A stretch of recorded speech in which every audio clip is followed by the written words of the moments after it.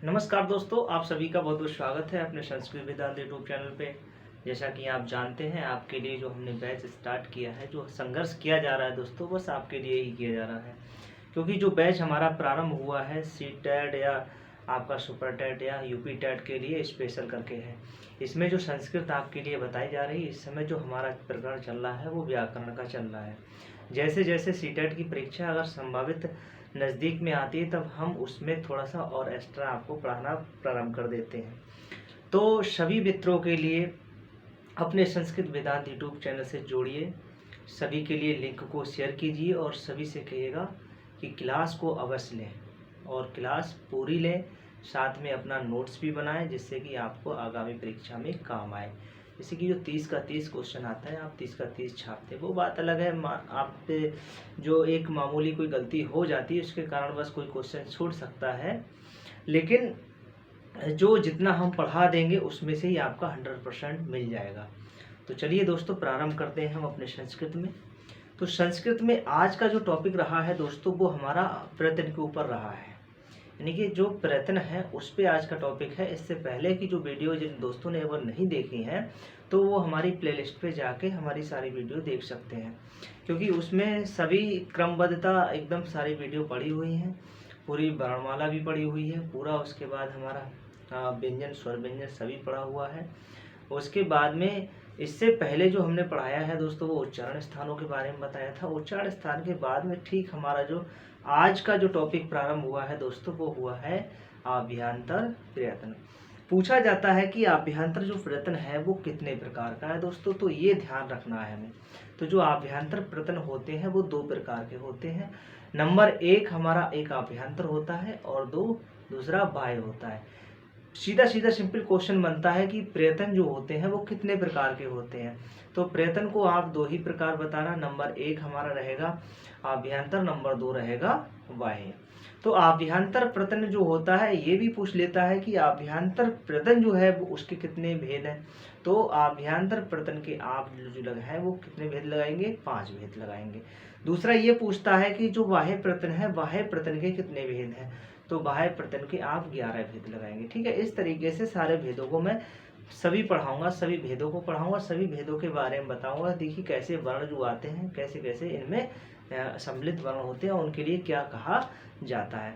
तो जैसे कि आज हमारा जो टॉपिक प्रारंभ हुआ है दोस्तों, वो हुआ है केवल आभ्यंतर पे हुआ है। तो आभ्यंतर अगर पूछा जाए तो आभ्यंतर के प्रकार कितने हैं? तो आभ्यंतर जो है हमारा कितना है?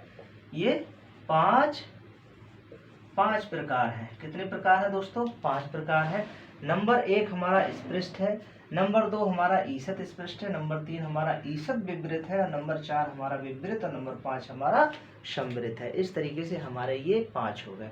अब सबसे पहले हमारी बात ये प्रारंभ होती है दोस्तों कि आखिर प्रयत्न होता क्या है, ये जानना जरूरी है। यदि हम इसको जान लेते हैं कि प्रयत्न क्या है, तो हमारे लिए बहुत आसानी हो जाती है। तो अब समझिए प्रयत्न क्या होता है। देखिए क्या होता है, जैसे हम किसी कार्य को करने के लिए जो प्रयास करते हैं, जो यत्न करते हैं, जो उसी को हम प्रयत्न कहते हैं। कैसे कहते हैं?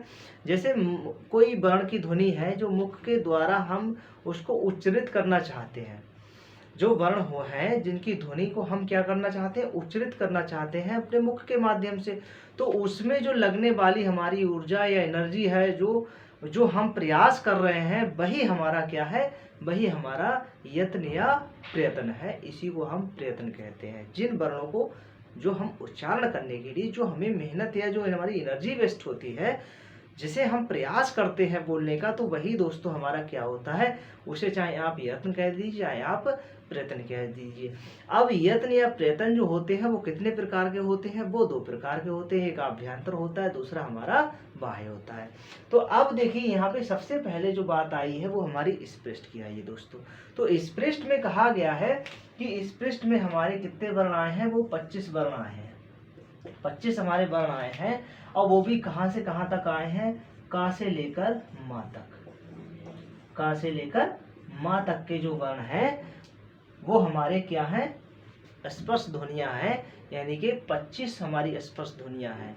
तो 25 स्पर्श ध्वनियों को अब स्पर्श क्या कहा कि भैया देखो, कहा स्पृष्ट। स्पृष्ट को ही स्पर्श भी कहा जाता है। जैसे हमने इसे छू लिया तो हमारा ये स्पर्श हो गया। तो जैसे ही हम वर्णों को क्या करते हैं, जैसे मुख में हम अपने वर्णों को क्या करते हैं दोस्तों, उच्चारण करते हैं। तो उच्चारण करते समय जो जीवा हमारी है, जिस जिस स्थल पे जाके टकराती, जैसे हमने उच्चारण स्थान समझाया था आपके लिए, उसी तरीके से यहाँ पे भी समझने का प्रयास करना। जैसे हमारी कंठ, तालु, मूर्धा या दंत आदि में जितने जो हमारे उच्चारण स्थान है, जो जहां जहां पर जैसे जैसे जीवा टकराती है, तो वैसे वैसे क्या होता है, वो जीवा जो है स्पर्श करती है, तो उसी को हमने क्या उच्चारण स्थान में बांटा था। तो जो जीवा जहां जहां जिन जिन वर्णों को स्पर्श करती हुई जाती है, उनका वही उच्चारण स्थान दे देते हैं। तो वही हमारे क्या है, ये 25 वर्ण हैं। मतलब 25 जो हैं, 25 ध्वनियां हैं, यानी कि का से लेकर मा तक। जैसे हमारा कवर्ग हो गया, चवर्ग हो गया, टवर्ग हो गया, तवर्ग हो गया और पवर्ग हो गया। इस तरीके से जो 5 वर्ग थे, वो पांचों वर्ग दोस्तों क्या हुए, वो पांचों वर्ग हमारे स्पर्श ध्वनियां हो गई। ठीक है, तो स्पर्श ध्वनियों के अंतर्गत कितने वर्ण आते हैं दोस्तों, 25 वर्ण आते हैं। तो ये कहां से कहां तक आते हैं, ये का से लेकर मा तक के आते हैं। उसके बाद में आया था ईसत स्पृष्ट दोस्तों।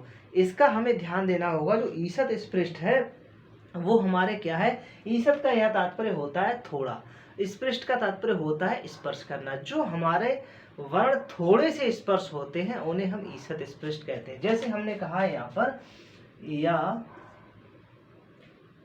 र ल व, ये होते हैं या व र ला करें आप, या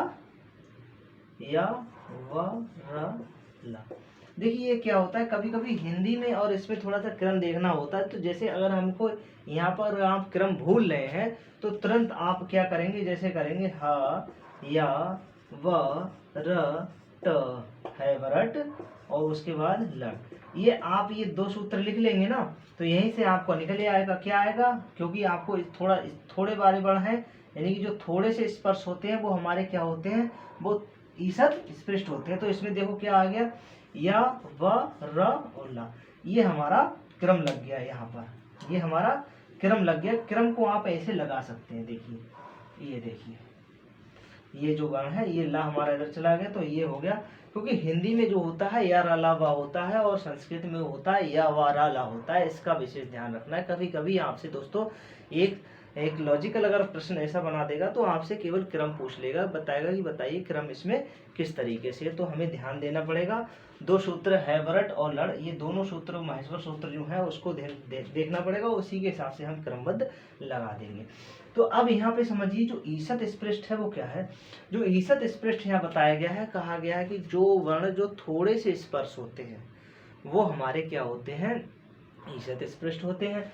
जो जैसे कहा है या वारा ला, या वारा ला। अब ये हमारे क्या थे, अर्ध स्वर भी कहे गए थे। तो ये जो हम बोल रहे हैं या जो हमने उच्चारण कर रहे हैं, तो इसमें जो है थोड़ा सा स्पर्श हो रहा है। जैसे या र ल व, या र ल व, तो ये थोड़े थोड़े हमारे यहाँ पर स्पर्श हो रहे हैं। तो स्पर्श ध्वनियाँ हमारी कितनी आ गई, यहाँ ईसत स्पर्श ध्वनि कितनी आ गई हमारी, यानी कि 4 आ गई। अब देखिए यहाँ पे आया ईशत विवृत।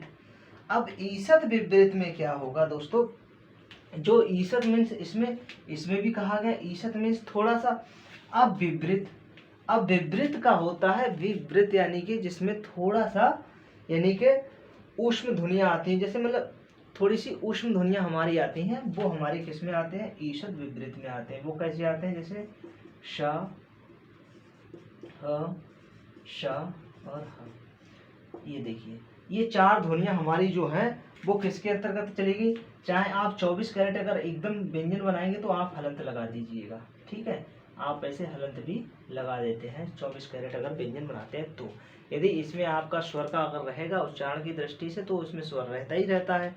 तो अब देखिए यहाँ पर ये जो है, इनके लिए हमने, यदि आप इसको देखें तो ये हमारे स्पृष्ट ध्वनियाँ हो गई 25 का से लेकर मा तक, और जो ईसत स्पृष्ट आया था ये हमारे क्या हो गए, ये यहाँ पर हमारे जो ईसत स्पृष्ट आए हैं, और उसके बाद में जो हमारे ईसत विवृत आए हैं यहाँ पर, ये हमारे श, ख, श, ह ये आ गए। तो इसके लिए हम क्या कहते हैं, इसे ऊष्म भी कह देते हैं। क्या कह देते हैं, ऊष्म वर्ण। क्या कह देते हैं, ऊष्म वर्ण। और ये हमारे यड़ के अंतर्गत आ जाते हैं। ये वर्ण हमारे यड़ के अंतर्गत आ जाते हैं। उसके बाद में हमारा जो चौथा भाग आया बोले विपरीत।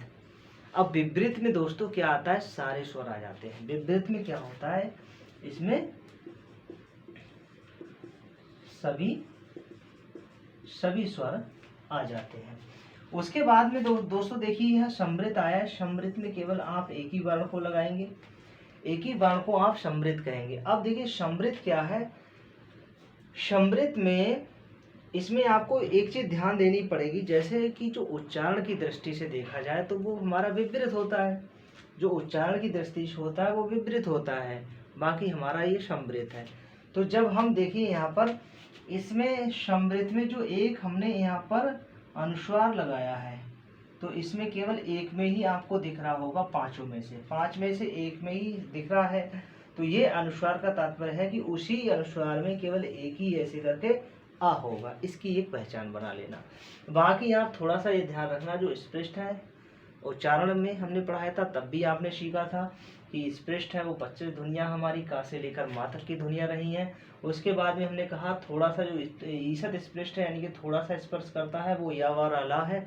उसके बाद कहा ईषद विपरीत, जो थोड़ा सा विपरीत हो, अर्थात जैसे हम ऊष्म वर्ण लगाते हैं तो ऊष्म वर्णों में क्या होती है, हमारी जो ऊष्मा होती है, ये ऊष्म वर्ण इसीलिए तो कहा गया क्योंकि इनमें थोड़ी सी ऊष्मा अधिक निकलती है।